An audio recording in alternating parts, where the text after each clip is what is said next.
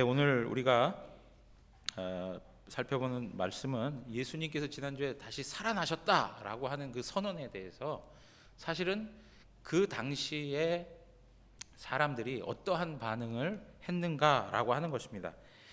특별히 무덤을 찾았던 여인들의 모습에도 사실 예수님이 죽었다가 다시 살아난다라고 하는 기대와 확신이 없었습니다.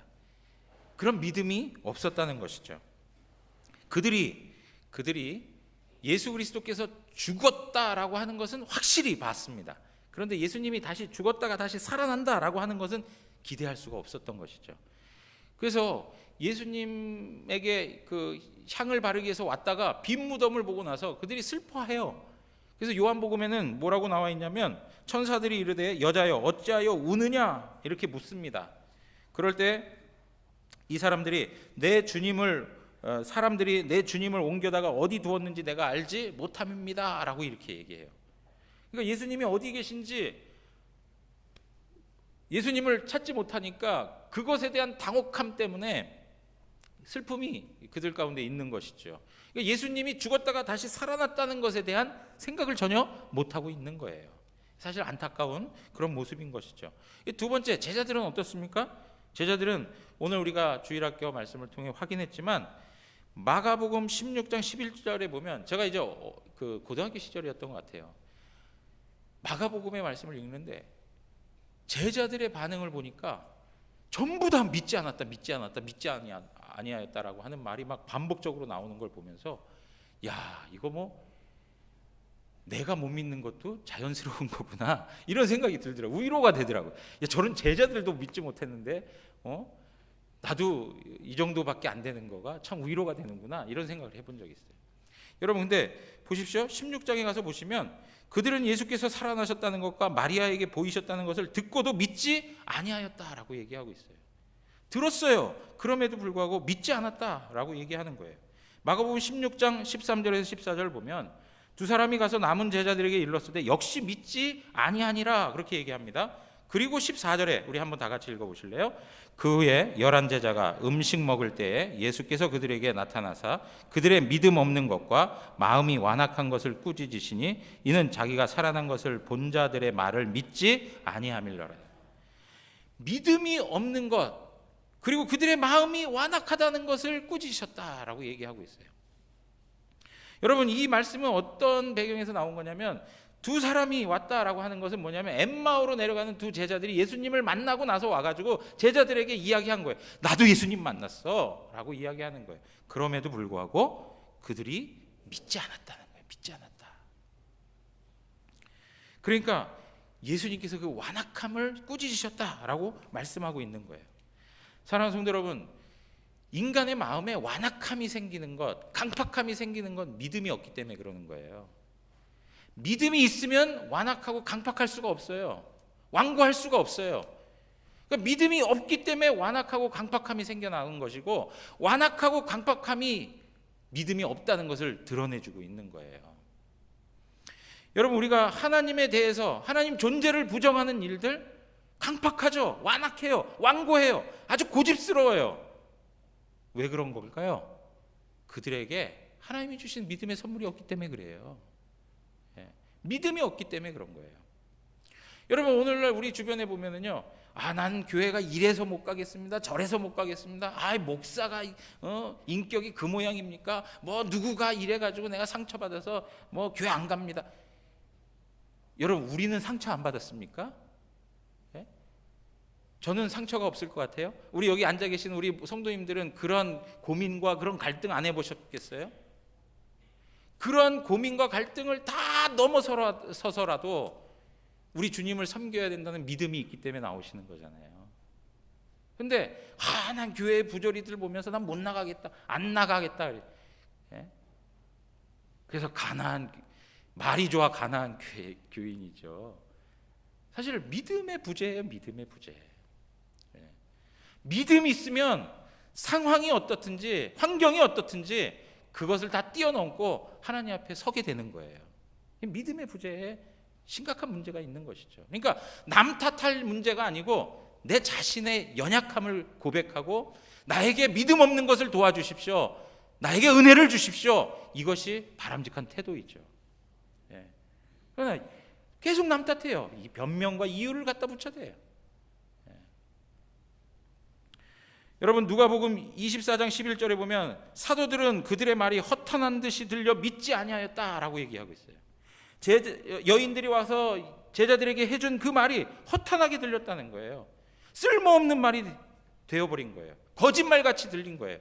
아니 어디서 이런 말도 안 되는 말을 가져다가 이야기를 해. 뭐 이런 식의 개념일 수 있는 거예요. 여러분 이러한 모습들을 보면 정말 제가 예수님이라면 도대체 이게 몇 년을 내가 가르쳤는데 아직도 알아먹지 못했을까 하고 막 화가 나지 않을까요? 예? 나한테 모인 제자들이란 놈들은 말이야 전부 다 바보들만 모였나? 막 이런 그 짜증스러운 그런 마음이 생겨날 것 같아요. 예? 그런데 예수님께서 그렇게 하지 않으세요. 이 여인들도 역시 그 믿음이 없었거든요, 처음에. 그럼에도 불구하고 천사를 통해서 전달하는 메시지를 줄 때에도 이 여인들이 막 두려워 떨고 공포에 질려서 있으니까 무서워하지 말아라 하면서 안심시켜주고 있어요. 그러면서 뭐라 그래요? 내가 너희를 잘 알고 있다. 너희가 지금 뭘 찾는지를 알고 있다. 너희 마음이 뭐 때문에 지금 이렇게 당혹스러운지를 알고 있다라고 이야기해요. 사랑하는 성도 여러분, 오늘날 우리들에게도 마찬가지예요. 우리 주님께서 우리의 삶에 찾아오셔가지고요, 우리가 당혹스럽고 당황스러운 그리고 불편하고 불안한 그런 여러 가지 일들 앞에서 우리 주님께서 우리의 마음을 안정시켜 주세요. 사람들을 통해서, 말씀을 통해서, 다양한 방식을 통해서 하나님께서 우리의 마음에 평안을 주신다. 여러분 이 여인들이 나중에 예수님을 만났는데 예수님이 만났을 때 뭐라고 그래요? 샬롬이라고 얘기해요. 평안하냐라고 얘기하죠. 그리고 두려워하지 말아라 라고 하면서 그 마음을 어루만져 주세요.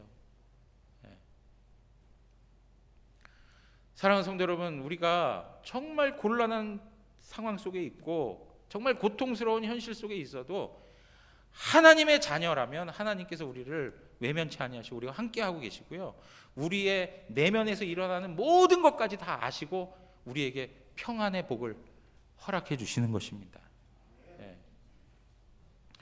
여러분 그런데 여기 보시면 이러한 여인들에게 뿐만 아니라 제자들에게 어떠한 반응을 보입니까? 이 여인들에게 예수님께서 이야기해요. 뭐라고 얘기합니까?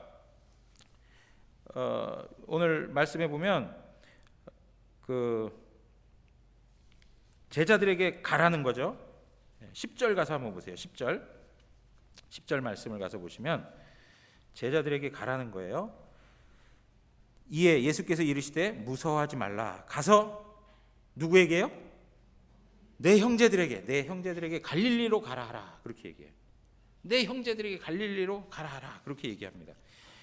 여러분 보십시오. 3년 동안 예수님하고 함께하고 예수님이 가르치고 했는데 예수님이 붙잡히고 고난당하고 십자가에서 죽으니까 다 도망쳐 버렸어요. 인간적으로 생각하자면 얼마나 큰 배신감이 들겠습니까? 우리는 한 사람이 우리의 마음에 배신을 줘도 우리의 마음 가운데 막 헤어나오기 어려운 그 고통이 있지 않아요. 어떻게 저 인간이 이럴 수 있나? 나한테 어떻게 이럴 수가 있나? 하고 그것 때문에 막 광분하지 않습니까? 근데 지금 예수님의 제자들은 뭐예요?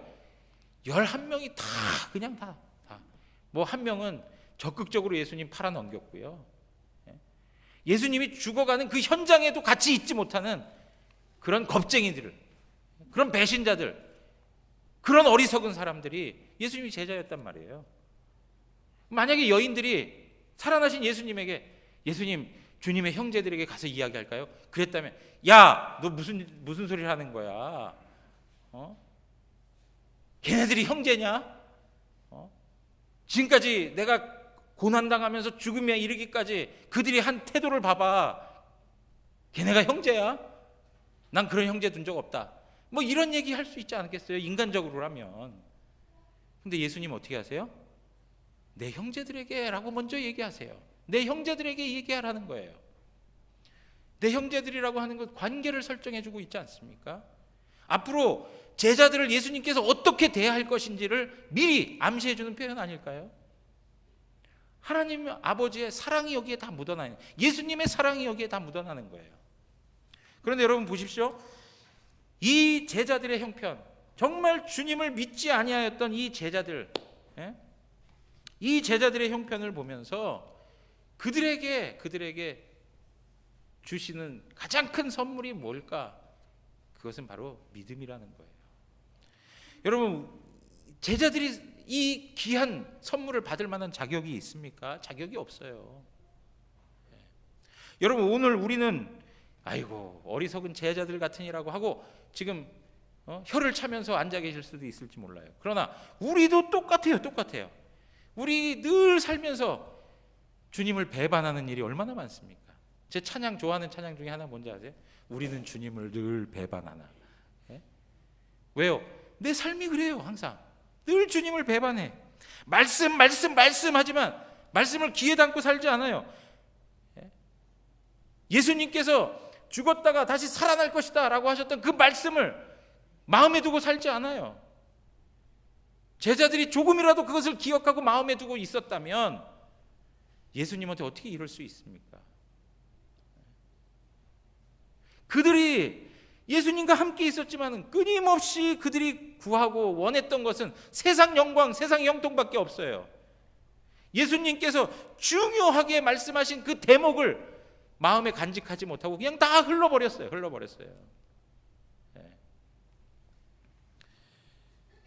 이러한 일들이 우리들에게도 있지 않느냐는 거예요. 계속적으로 말씀 앞에 나아가야 되는데 그러지 못하는 우리의 연약함들이 있죠. 오늘 이 예배 시간에 오셔서요, 하나님의 이름을 부르고 찬양을 해도 웅얼웅얼 마음을 전적으로 실어서 하나님 앞에 찬양하지도 못하고, 어떤 경우에는 일주일 내내 찬양 한 번 못하다가 오늘 이 자리에 나와서 정말 웅얼웅얼 하면서 찬양을 해보신 분들도 있을 수 있어요. 그리고 어떤 경우에는 하나님의 말씀, 이 성경도 펼쳐보지 못하고 그냥 어디엔가 처박아두고 살아가는 분들도 있을 거예요. 이게 얼마나 죄송한 모습이냐 이거예요.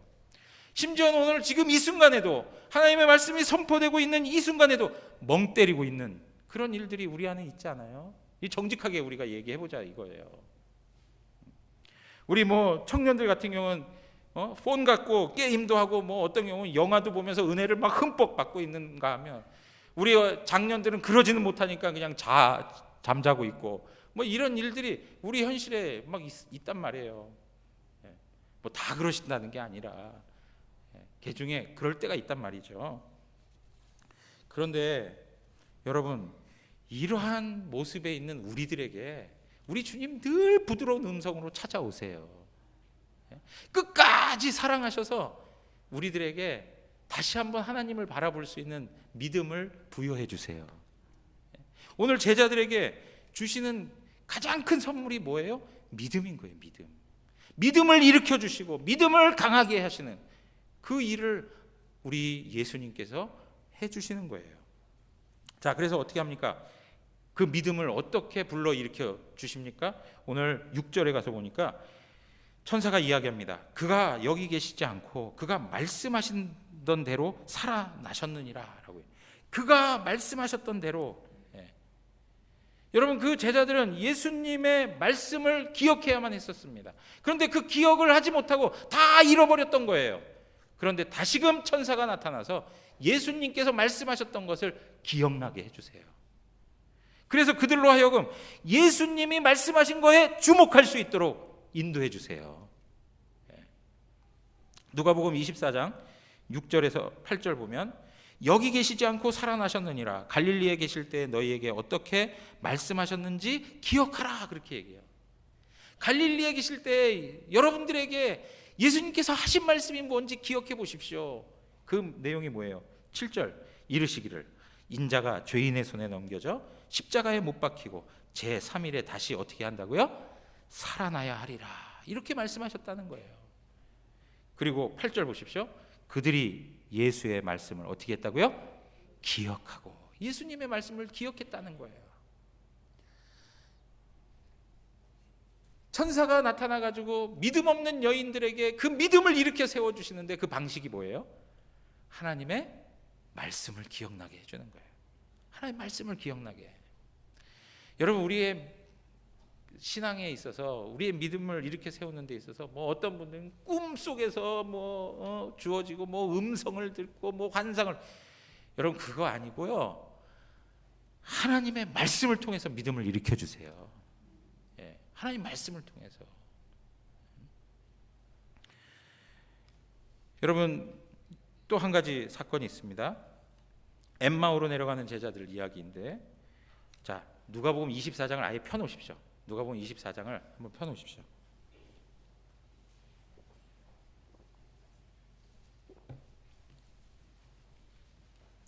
엠마오로 내려가는 두 제자의 이야기입니다.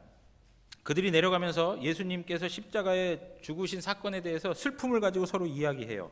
근데 그때 예수님께서 그들에게 나타나셨습니다. 근데 그들은 그때 눈이 어두웠다 그래요. 그래서 예수님을 알아보지 못합니다. 여러분, 여기 눈이 어두웠다라고 하는 건 영적인 진리에 대해서 어두워져 있다라고 하는 말하고 똑같은 거예요. 예수님이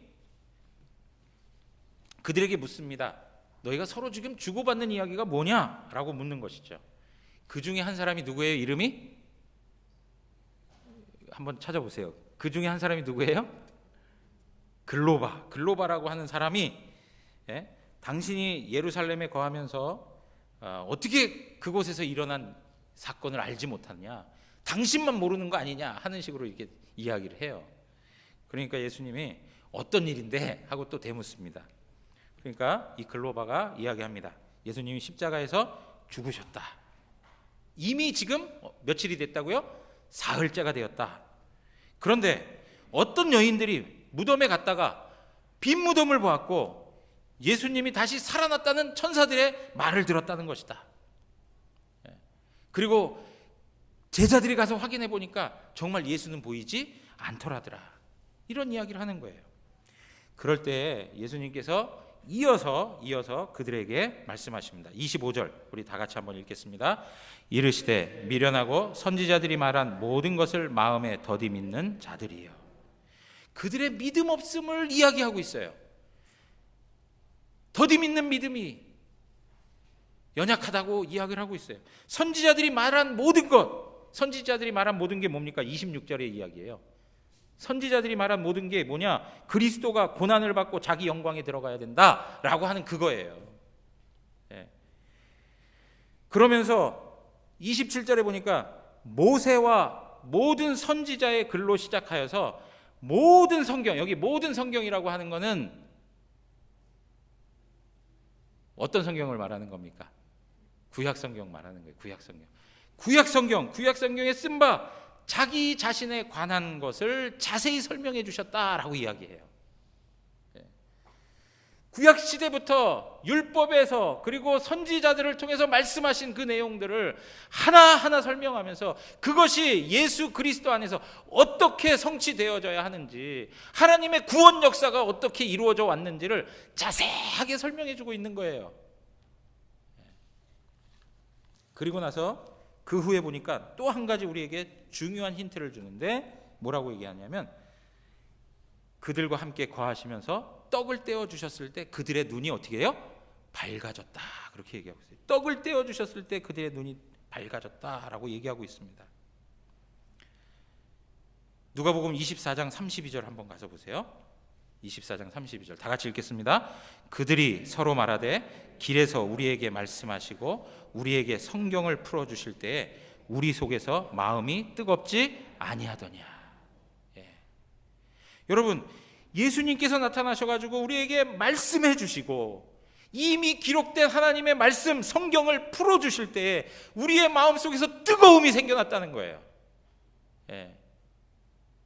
여러분, 하나님을 향한 믿음으로 우리의 마음이 뜨거워지기를 원하세요? 하나님의 말씀으로 이게 가능하다는 거죠. 하나님 말씀으로.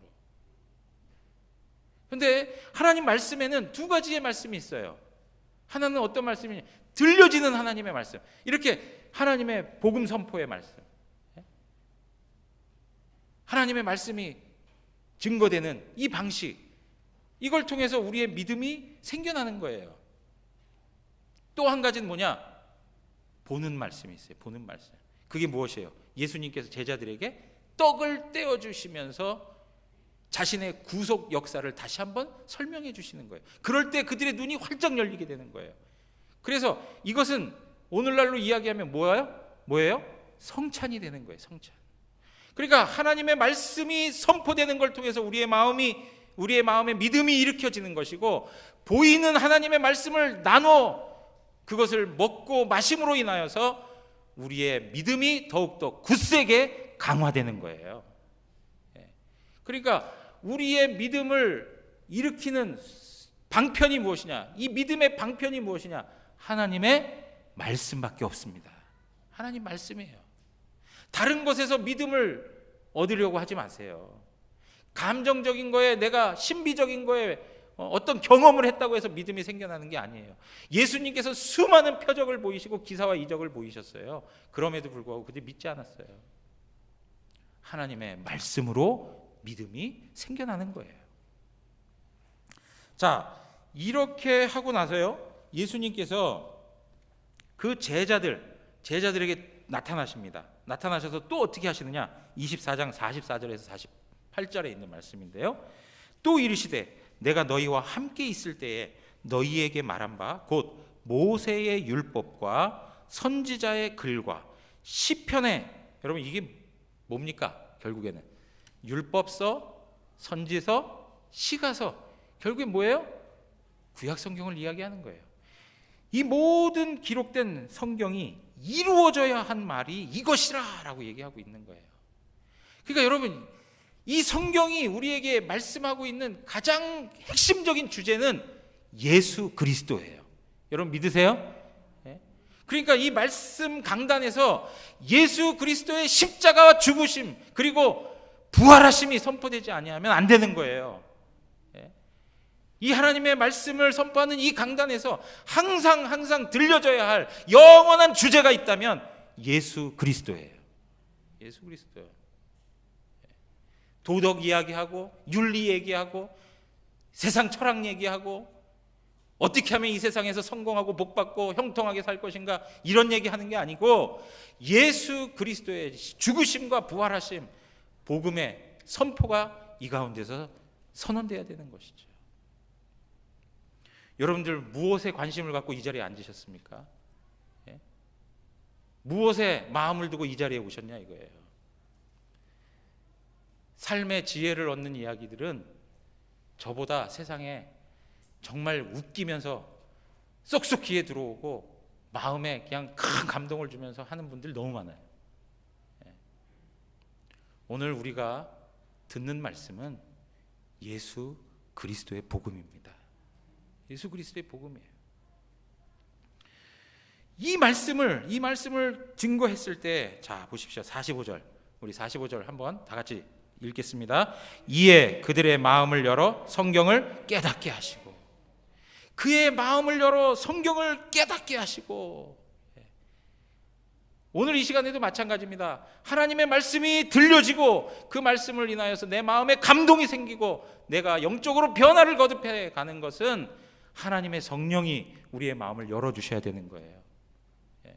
그렇기 때문에 예배의 자리에 오시기 전부터 하나님 앞에 은혜를 구하셔야 돼요. 하나님, 내가 오늘 예배의 자리에 갔을 때 주님 만나기를 원합니다. 주님 말씀으로 나의 마음 가운데 영적인 변화들이 일어나기를 원합니다. 하나님의 말씀이 들려지기를 원합니다. 간절히 사모하며 기도하셔야 되는 거예요. 여러분 이렇게 얘기합니다. 46절에 보면 또 이르시되 이같이 그리스도가 고난을 받고 제3일에 죽은 자 가운데서 살아날 것과, 구약 성경에 이것을 이야기했다는 거죠. 구약 성경에서 예수님이 죽었다가 다시 사흘 만에 살아날 것을 이야기했다는 거예요. 그리고 나서 앞으로 있게 될 이야기에 대해서 구약 성경이 이미 얘기하고 있다는 거예요. 47절, 또 그의 이름으로 죄사함을 받게 하는 회개가 예루살렘에서 시작하여 모든 족속에게 전파될 것이 기록되었다라고 얘기하고 있습니다. 여러분, 그러니까 구약 성경에 이미 예수님께서 죽었다가 다시 살아날 것을 기록해 놓고, 동시에 지금 예수님의 이 시점에서 보면 아직 잊지 아니하는 그 내용, 어떤 내용입니까? 예수 그리스도의 복음이 온 세상 열방 가운데 전파될 것이다 라고 하는 것까지 구약 성경에 이미 어떻게 됐다고요? 기록되어져 있다라고 하는 거예요. 그리고 구약 성경에 기록된 그 하나님의 말씀대로 지금 인류의 역사는 흘러오고 있다는 것을 우리는 확인할 수 있는 것이죠. 우리들을 통해서도 모든 족속 열방 가운데 예수 그리스도의 죄사함의 회개를 선포하고 복음을 증거하는 일들이 계속 일어나고 있지 않습니까? 이 일들이 이루어지기 위해서는 뭐가 돼야 되느냐? 우리 모두가 증인이 돼야 된다는 거예요.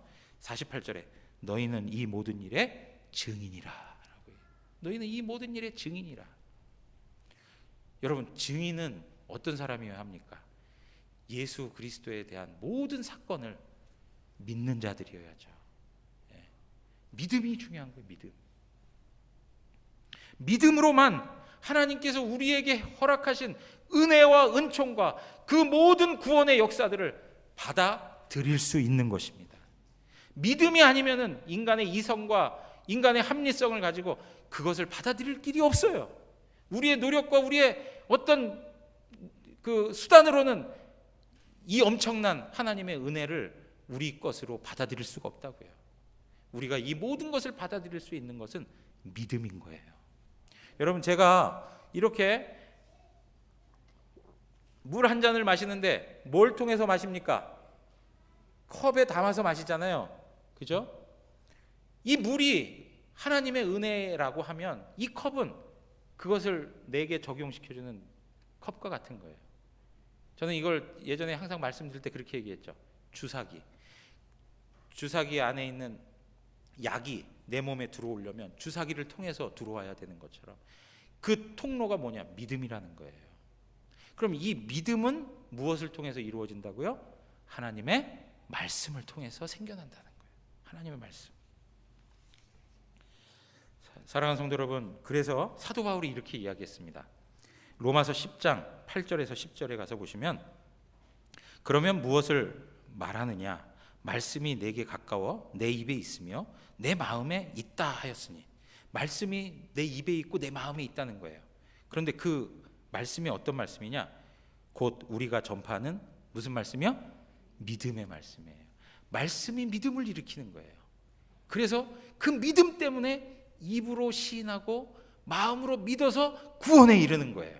자, 그래서 이야기하는 거죠. 9절에 내가 만일 내 입으로 예수를 주로 시인하며 또 하나님께서 그를 죽은 자 가운데서 살리신 것을 내 마음에 믿으면 구원을 받으리라.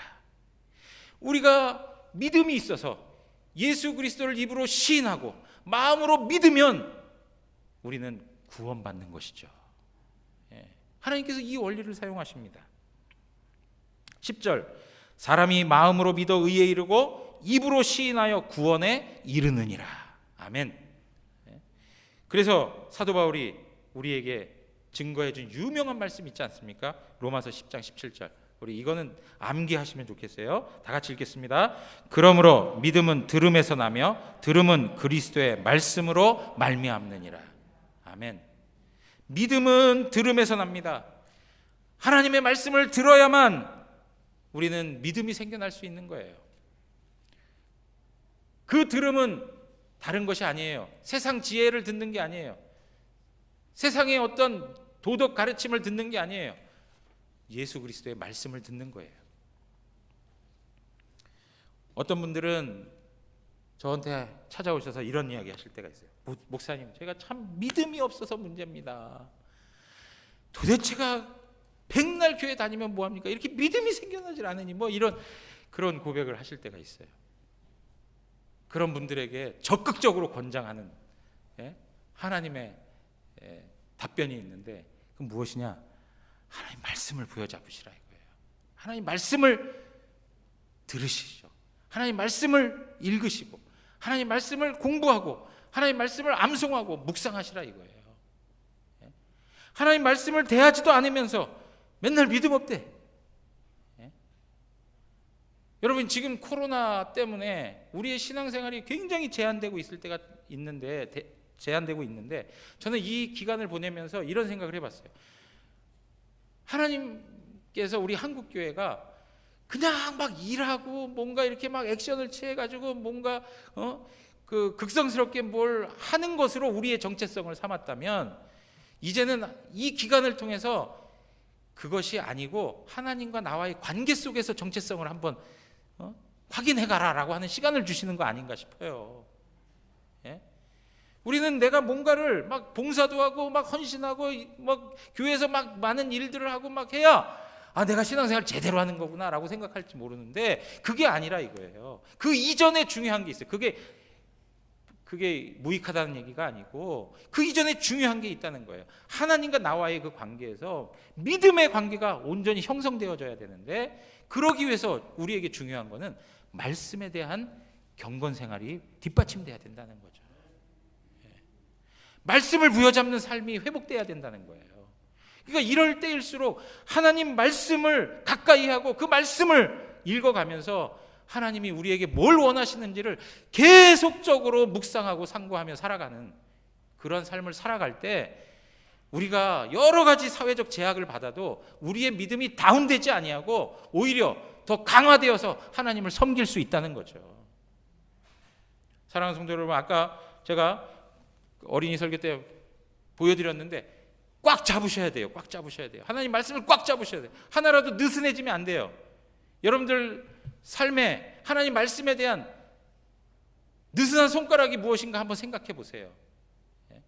하나님 말씀을 듣는 것, 하나님 말씀을 읽는 것, 하나님 말씀을 공부하는 것, 그리고 암송하고 묵상하는 일, 이러한 모든 것들에 있어서 내가 부족했던 게 무엇인지를 다시 한번 확인해 보셨으면 좋겠어요. 그리고 그 말씀을 가까이 하고 그 말씀을 읽을 때 성령 하나님 앞에 의지하면서, 성령님 도와주십시오, 나의 믿음 없음을 도와주시고 말씀을 대할 때마다 저의 마음 가운데 믿음을 불과 같이 일으켜 주시고 하나님께서 부유한 믿음으로 세워 주시옵소서, 이러한 기도를 가지고 하나님 앞에 간구하셔야 돼요. 여러분, 오늘도 마찬가지예요. 이런 말씀 들을 때요, 오늘 이 한 시간의 말씀으로 끝나지 마시고, 우리 유튜브 계속 우리 설교도 올라가고 있지 않습니까? 그럼 주중에라도 또 한 번이라도 또 보세요. 또 한 번이라도 더 들어보세요. 기회가 닿는 대로 들어보세요. 무슨 드라마 이런 거 거기에 푹 빠져가지고 거기에만 시간 보내지 마시고요, 하나님 말씀 듣는 거에 한번 시간을 내어보세요. 제가 하는 얘기가 아니고 우리 성도님들이 그래요. 목사님, 주중에 유튜브를 통해서 또 한 번 하나님 말씀을 듣고 또 한 번 듣고, 들을 때마다 새롭게 하나님께서 깨닫게 해주시고 새롭게 하나님께서 도전해 주시고 은혜를 주신다는 거예요. 하나님의 말씀을 가까이 하시고 하나님 말씀을 더욱더 듣고 하는 것에 열심히 생겨나기를 원합니다. 그래서 우리 대구 영안교회가 말씀에 부유한 교회가 되기를 바랍니다. 그래서 믿음이 커서 정말 이 세상이 감당하지 못하는 교회, 그 믿음의 부유함 때문에 믿음의 아름다운 열매가 주렁주렁 우리들의 삶에 나타나는 그러한 교회로 하나님 앞에 세워지기를 주님의 이름으로 축원합니다. 우리 다 같이 일어나겠습니다.